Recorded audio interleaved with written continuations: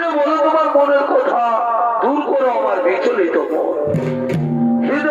মহাদেব এই সর্বমন্ত্র সাধন ত্রিভুবনে যখন যখন বেড়েছে অসুরদের অত্যাচার, তখন তুমি হোক বা আমি সেই অসুরদের মেরে তাদের অন্যায় অত্যাচার ও শান্তিকে দূর করে শান্তির প্রদীপ জ্বেলেছি।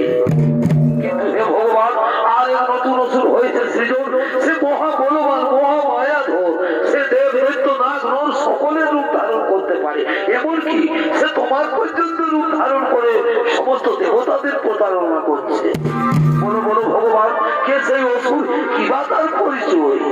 হে অন্তর্যামী নারায়ণ, তুমি তো সবই জানো। ওই অসুরের দ্বারা প্রকাশ হবে দেবী নকুলার মাহাত্ম্যের কথা। ওই দুষ্টমতি কুলাঙ্গার ভণ্ডাসুরের মায়াযজ্ঞ থেকে হয়েছে তার জন্ম, নাম তার নাগাসুর। হে প্রভু, নাগাসুরের মৃত্যু ঘনিয়ে এসেছে। নাগাসুর আর নকুলার হইবে ভয়ঙ্কর যুদ্ধ। সেই যুদ্ধে নাগাসুর হইবে নিধন, দেবী নকুলার হবে জয়। পৃথিবীর সমস্ত প্রাণী জানতে পারবে দেবী নকুলার মাহাত্ম্যের কথা।